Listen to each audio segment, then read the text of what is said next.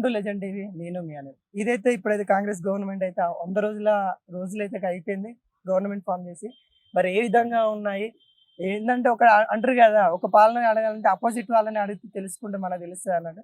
అలానే ఈ రోజు అయితే మనతో మాట్లాడడానికి బీఆర్ఎస్ చార్మినార్ మహిళా వైస్ ప్రెసిడెంట్ అయితే మంజులక్క మనతోనైతే ఉంది. ఎలా ఉంది ఈ 100 డేస్ పరిపాలన, ఎలా ఉంది వాళ్ళ అధినేత లేని 100 డేస్ ఎలా ఉంది? ఎందుకంటే వాళ్ళ బాపునే బాగా కేసీఆర్ని మొత్తము సీఎంగా ఊహించుకున్న వాళ్ళు ఈ రోజున సడన్ గా రేవంత్ రెడ్డి రావడం ఏ విధంగా ఉంది? అసలు అక్కతో మాట్లాడైతే తెలుసుకున్నాం.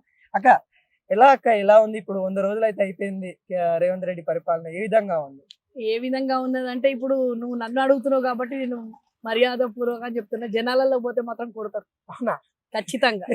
ఎందుకంటే అన్ని చందమామని చూపిస్తారు కదా పిల్లలకు. అన్నం తినే ముందు చందమామని చూపించి చందమామ కిందికి దిగుతుంది అన్నట్టు వాళ్ళకి అన్ని చూపించిండు. ఏ ఒక్క పథకము సక్సెస్ కాలేదు. 100 రోజుల సంబరాలు ఆయన చేసుకుంటుండు కానీ జనాలలో కన్నీటి రక్తం వెళ్తున్నది వాళ్ళ కళ్ళల్లో నుంచి. ఈ రోజు ప్రతి మా రైతు, ప్రతి మహిళ, ప్రతి మా అవ్వ బాపు వాళ్ళకి పెన్షన్లు, ఇది మళ్ళా అదే కేసీఆర్ పెన్షనే వస్తుందని చెప్పేసి అంటుండ్రు. ఇదే రేవంత్ రెడ్డి రాగానే 4000 ఇస్తాడు. ఇచ్చిన వారు రేవంత్ రెడ్డి. ఈ రోజు నేను రేవంత్ రెడ్డి మా ప్రెస్ అంటే మీ మీడియా ముఖంగా అడుగుతున్నా, ఏమైంది రేవంత్ రెడ్డి గారు? ఈ రోజు మళ్ళీ మీరు 4000 ఇస్తాడు. అదే కేసీఆర్ బాపు 2000 ఇచ్చేదే మీరు ఇస్తున్నారు. ఇదే కేసీఆర్ బాపు వస్తే ఆయన 5000 దాకా చేసుకుంటా పోతా అన్నాడు. 3000 ఫస్ట్ ఇస్తాడు. అది కాలేదు. మహిళా అదేంది కళ్యాణ లక్ష్మి ఇస్తాడు. మహాలక్ష్మి అంటే మేం కళ్యాణ లక్ష్మి అనుకున్నాము. 1,16,000 ఇస్తుండే, 16 రూపాయలు ఇస్తుండే బాపు. దాని వెంబడి ఈయన తులం బంగారం ఇస్తా అని చెప్పిండు. ప్రతి ఇంటికి 4 బిడ్డలు ఉంటే 4 తులాల బంగారము 1,00,000 రూపాయలు అని అన్నాడు. మరి ఎంతమందికి ఇచ్చిండు? ఇప్పుడు 100 రోజులే అయింది కదా. 100 రోజులలో కూడా ఎన్ని వేల మంది పెళ్లిళ్ళు అయినాయి కదా. ఇది పెళ్లిళ్ళ సీజన్ కదా, ఇది పెళ్లిళ్ళ సీజన్. మళ్ళీ ఎంత మందికి ఇచ్చిండు? ఇందిరమ్మ రాజ్యంలో మహిళలకు ఎటువంటి కొదువ ఉండదు, ఏమి ఉండదు, మేము మంచిగా చూస్తామని చెప్తారు. ఇందిరమ్మ రాజ్యంలో ఇందిరమ్మనే లేదు ఇక్కడ. ఇందిరమ్మ రాజ్యంలో ఇందిరమ్మ లేదు. ఇందిరమ్మ రాజ్యం అని చెప్పుకోవడానికే గాని మాకు ఇక్కడ ఏది రాలేదు. పెన్షన్స్ రాలేదు. వైట్ రేషన్ కార్డు వాళ్ళకి కూడా ఇప్పుడు వైట్ రేషన్ కార్డులు 1 కోటి అని చెప్పి తీసుకున్నాం. ఎక్కడ పోయినాయి ఆ ఫామ్స్ అన్ని? ఆ ఫామ్లు ఎక్కడ పోయినాయి? ఖాళీ నింపుకొని అంటే ఒక గత 20 నుంచి 30 సంవత్సరాల కిందకి వెళ్ళిపోయింది. ఆన్లైన్ చేసుకునేది అంటే మేము ఆన్లైన్ చేసుకున్నా, ఎలక్షన్లు అయినా కానీ ఇక మేము ఆన్లైన్ చేసుకున్నాం, మా ప్రూఫ్ ఇది అని. మళ్ళీ మేము ఎవరికి ఇచ్చినాం? ఎక్కడ పోయినాయి? ఆ రిసిప్ట్లు ఎక్కడ పోయినాయి? అంటే గడిల పాలన నుండి గల్లీ పాలన కూడా వచ్చిందని చెప్తా. అంటే ఇంటి దగ్గరికి అన్ని వచ్చేటట్టు చేస్తున్నాం అని చెప్తా. ఏమి ఇంటి దగ్గరికి తీసుకొచ్చినావు రా నాయన? ఇంటి దగ్గరికి ట్యాంకర్లు వస్తున్నాయి. అదా వాటర్ ట్యాంకర్లా? Water tanker. ఈ రోజు నీళ్లు లేక ఇంటి దగ్గరికి ట్యాంకర్లు వస్తున్నాయి. ఇంటి దగ్గరికి అవి వచ్చినాయా? మళ్ళీ నోట్ల కట్టలకి మనం పంపిస్తున్నాడా? మన మనుషులకు ఏం లేదు కదా. ఓన్లీ నీళ్లు లేకనే మళ్ళా జనాలు మళ్ళా ఖచ్చితంగా కాంగ్రెస్ పాలన, ఇందిరమ్మ పాలనలో ఎట్లయితే మేము బిందెలు మోస్తుంటామో మళ్ళీ అదే పాలన తీసుకొని వచ్చింది ఈ రోజు. అదే ఇప్పుడు వాటర్ గురించి చూసుకుంటే మేడిగడ్డ మొత్తం ఒక ఏటీఎం లెక్క యూజ్ చేసుకున్నారు. మేడిగడ్డ గురించి మాట్లాడితే కాదు మాత్రం వాడు ముంగటున్నా కానీ నేను కొడతా. మేడిగడ్డ గురించి మాట్లాడే అధికారము ఆయన ఏంటంటే ఈ అసలు ఏం తప్పు చూపించుకోలేకపోతున్నారు. మేడిగడ్డ గురించి ఏం తెలుసు ఆయనకు? మేడిగడ్డ గురించి నేను ఇంతకు ముందు కూడా మీకు చెప్పిన ఒక 218 కిలోమీటర్లు ఏమో ఉన్నది. ఆ 218 కిలోమీటర్ల 3 పర్రెలు వచ్చినాయి, 3 క్రాక్స్ వచ్చినాయి. ఆ 3 క్రాక్స్ వస్తే నువ్వు చేపించుకునే దమ్ము లేదారానైనా నీకు అని అడిగిన. అది కేసీఆర్ ముంగటుంటే మాత్రం కేసీఆర్ బాపు చెప్తుండే దాని గురించి ఒకటి ఏం తెలియనోని అసమర్థున పాలన 100 రోజులలో నువ్వు చేపించి అదొక టార్గెట్ చేసిండు అంతే. జనాలను వేరే సైడ్ తిప్పడానికి టార్గెట్ చేసాడు. అచ్చా మేడిగడ్డ పోని వేరే దగ్గర కాళేశ్వరం నుంచి వేరే సైడ్ లో నువ్వు నీళ్ళు వదిలిపెట్టలేవా? నల్లగొండలో ఎందుకు ఏమైంది? నల్లగొండ, మహబూబ్ నగర్, ఇవన్నీ కరీంనగర్ ఈ రోజు అన్ని పర్రెలు వాస్తున్నాయి. మళ్ళీ భూములన్నీ పర్రెలు వాస్తున్నాయి. ఎట్లా పోతారు వాళ్ళు? ఎట్లా తింటారు? ఏం కథ? వాళ్ళకి రైతు బంధు ఎందుకు ఇస్తలేవు? రైతు బంధు 1 రూపాయి 18 రూపాయలు పడతాయా? అంటే 100 ఎకరాలకి వేసేది ఆ గవర్నమెంట్. అలా కాకుండా ఆచితూచి గవర్నమెంట్ అప్పులపాలు చేయం, ఆ గవర్నమెంట్ అప్పులపాలు చేసిందని చెప్పింది. ఇప్పుడు మేము అట్లా ఏమని మళ్ళీ అట్లా ఇప్పుడు మళ్ళీ జనాలకి ఏమని చెప్పొచ్చినావు నువ్వు? జనాలకి ఏమని చెప్పినావు? ఏం చెప్పలేదు. మీరు మళ్ళా చూడండి వీడియోలు. ఎవరికి ఎట్లా ఉన్నదో అట్లనే ఇస్తాను. 100 ఎకరాలకు నువ్వు ఇవ్వకున్నా కనీసం పేద రైతుకు ఒక 25-30 ఎకరాలు ఉన్నోడు కరోడ్పతి అయిపోతాడు వాడు. మళ్ళీ నువ్వు వెయ్యవా వాళ్లకు? అంటే ఎంత లిమిట్ చెప్పి నువ్వు అప్పుడే ఎక్కేది ఉంటుంది, అడిగేది ఉంటుంది. అప్పుడొక మాట ఇప్పుడొక మాట. అంటే అప్పుడొక అంటే వాడు ఒకటి అంటాడు కదా, ఒక వీడియోలో ఉన్నది. అప్పుడు గెలవడానికి ఒకటి మాట్లాడతా, గెలిచినాక ఒకటి మాట్లాడతా అంటే రేవంత్ రెడ్డి గారి క్యారెక్టర్ ఏందో అప్పుడే అర్థమైపోయింది. గుంపు మేస్త్రి కాబట్టి మేస్త్రి పనులు, మేస్త్రి ఎట్లా మాట్లాడతాడో మన మాట ఎప్పుడు ఎట్లా ఉంటే అట్లా.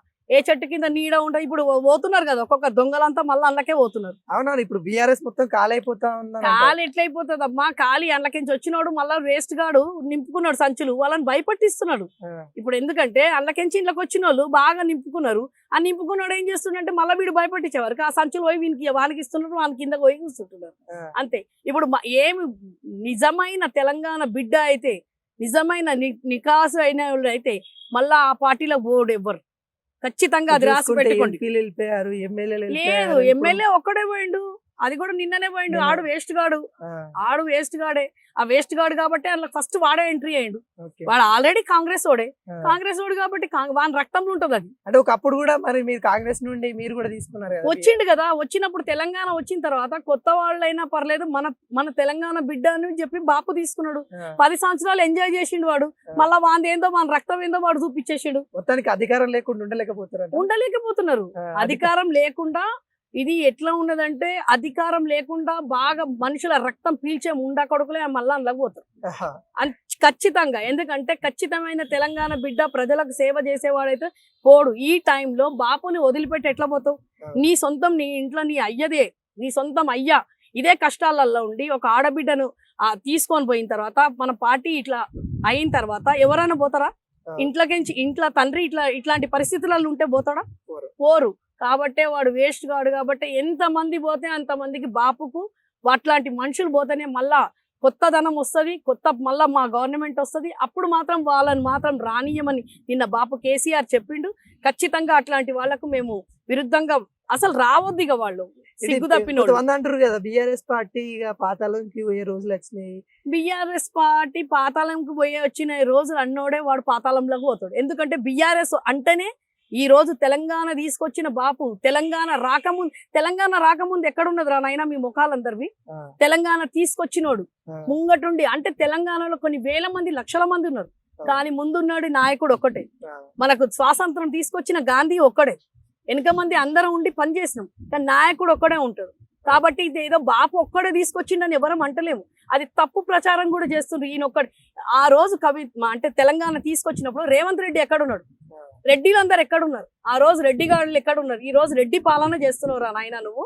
ఆ రోజు రెడ్డిలు ఎక్కడున్నావు? నువ్వు ఎక్కడున్నావు? తెలంగాణ తీసుకొచ్చినప్పుడు తెలంగాణ ఉద్యమంలో రేవంత్ రెడ్డి గారు ఎక్కడున్నాడో అడుగుతున్నాను నేను క్వశ్చన్. కాదు, ఇప్పుడు నువ్వు బీఆర్ఎస్ లో ఉన్నావని వ్యతిరేకంగా మాట్లాడుతున్నావా, లేకపోతే వాస్తవాలే మాట్లాడుతున్నావా? వాస్తవాలు మాట్లాడుతున్నా నేను. ఈ రోజు నేను బీఆర్ఎస్, బీజేపీ, వాళ్ళు కాంగ్రెస్ గురించి మాట్లాడతారు. ఈ రోజు మా బాపు తెలంగాణ తెచ్చిన నాయకుడు. ఆ నాయకుడు మనం కష్టంలో ఉన్నవాడే మన తెలంగాణ బిడ్డ. కష్టాలలో పోయి మళ్ళీ ఇంకో పార్టీ చెట్టు కింద పోయి కూర్చుంటే ఎట్లా ఉంటది? అంటే పచ్చగా ఉన్నది ఎక్కడ పచ్చగా ఉంటే అక్కడ పోవడం కాదు కదా.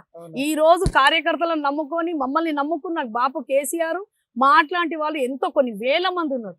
వాళ్ళ నుంచి మళ్ళా కొత్తగా వస్తుంది. వీళ్ళందరూ పోతారు. కానీ ఖచ్చితంగా నిన్న చెప్పింది మా బాపు కేసీఆర్ కి మేము మళ్ళొక్కసారి ధన్యవాదాలు చెప్తున్నాము. బాపు కేసీఆర్ గారు మళ్ళీ ఇట్లాంటి విధవలు పోయిన వాళ్ళను మళ్ళీ తీసుకోవద్దు పార్టీలకు. ఎందుకంటే వీళ్ళు ఒకప్పుడు ఇట్లా అంటే వీళ్ళకి పబ్బం గడుపుకోవడానికి మా పార్టీలకు వచ్చి పబ్బం గడుపుకున్నారు 10 సంవత్సరాలు. ఇప్పుడు మళ్ళా వచ్చినా కానీ వాళ్ళ చెప్పులతో మాట్లాడి కార్యకర్తల మీద చెప్పులతో కొడతాం. ఎట్లా అంటారు? ఇప్పుడు కేసీఆర్ కూడా పొత్తుల కోసం ఆలోచిస్తా ఉన్నాడు. పొత్తులో ఏ పార్టీ నుండి వస్తే వెళ్దాం అంటే స్వతంత్రంగా ఒక్కడెళ్ళనికి ధైర్యం చూపించలేడు అంటున్నారు కదా. అట్లా మాట ఆర్ఎస్పీ సార్ వచ్చింది. ఆర్ఎస్పీ సారు తన బాపు కేసీఆర్ పాలనలో ఆయన తన పదవికి రిజైన్ చేసి బాపు దగ్గరకు వచ్చిండు. ఆయనకు ఒక అంటే గురుకులాల చైర్మన్ ఇచ్చిన తర్వాత కొన్ని లక్షల మంది పిల్లలకు ఆయన అజ్జేసిండు. ఈ రోజు తన ఇష్టంతో తను వచ్చిండు. కానీ అట్లాంటి వాళ్ళని తీసుకోవడము బాపు కేసీఆర్ అలవాటు. కానీ ఇట్లాంటి ఈ విధవలను కూడా తీసుకున్నాడు కదా. అప్పుడు ఎవరేమనలేదు కదా. వాళ్ళ ఇష్టంతోనే వాళ్ళే వచ్చారు కదా. బాపు ఎవరిని పిలవలేదు కదా. మేము వస్తామని చెప్పిన తర్వాతనే వచ్చిర్రు. ఈ రోజు మనకు ఇట్లాంటి టైంలో మన ప్రవీణ్ కుమార్ సార్ వచ్చినందుకు ఆయనకు మేము ధన్యవాదాలు చెప్తున్నాము. ఎందుకంటే తన కష్టంలో ఉన్నవాడే మనం అసలైన ఆప్తుడు అనేది మన తెలంగాణ కాదు, మొత్తం భారతదేశం కూడా మన వాళ్ళు గుర్తుపడతారు. ఆపదలో ఉన్నవాడు ఉన్నప్పుడు వచ్చిండు. ఆయన ఆదుకున్నప్పుడే మనకు అసలైన నికాసైన మనిషి. కాబట్టి మేము ఆయనకు చాలా ధన్యవాదాలు. రహస్య ఒప్పందాలు ఉన్నాయంటారా మరి? అంటే ఈయన ఆపదలో ఉన్నాడు, ఇప్పుడు కేసీఆర్ ఆపదలో ఉన్నాడు, ఇప్పుడు వచ్చిందంటే మరి వీళ్ళిద్దరికి ఏమైనా రహస్య ఒప్పందం రహస్య ఒప్పందాలు ఏముంటాయమ్మా? ఇప్పుడు ఏం లేనప్పుడు వచ్చిండు ఆయన. అన్ని ఉన్నప్పుడు వచ్చినోడు వేస్ట్. అన్ని ఉన్నప్పుడు వచ్చినోడు వాడు పబ్బం గడుపుకోవడానికి. ఏం లేనప్పుడు వచ్చినప్పుడు రహస్య ఒప్పందాలు ఏముంటాయి? ఇంకా ఏమి లేకుండానే వచ్చిండు కదా ఆయన. నేనున్నా సార్ మీకు అన్నట్టు ఆయన వచ్చిండు. ఇలా రహస్యం ఒప్పందాలు ఏముండయి.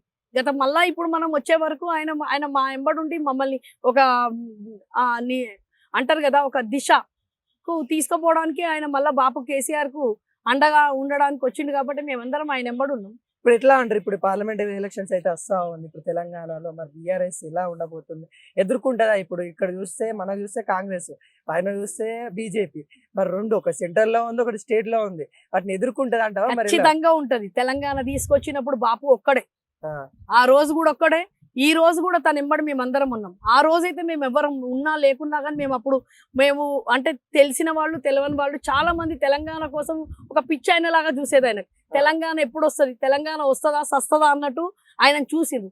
అట్లాంటి దాన్ని ఆయన తెలంగాణ తీసుకొచ్చి 10 సంవత్సరాలు ఒక ముఖ్యమంత్రి లాగా ఉండి అంటే ప్రజల మనసులలో చిరస్థాయిగా నిలిచిపోయినాడు బాపు. ఆ బాపుకు ఖచ్చితంగా ఇప్పుడు సపోర్ట్ ఎందుకు ఇయ్యరు? ఖచ్చితంగా మేము వస్తాము. ఎందుకంటే ఈ బుడుబుడు కలవాడు వచ్చి మాట్లాడిపోయిండు కాబట్టి ఖాళీ 1.2% ఏమో మేము పోయినాం అంతే. ఈ రోజు మళ్ళా మేము 17కు 17 మాకే వస్తాం.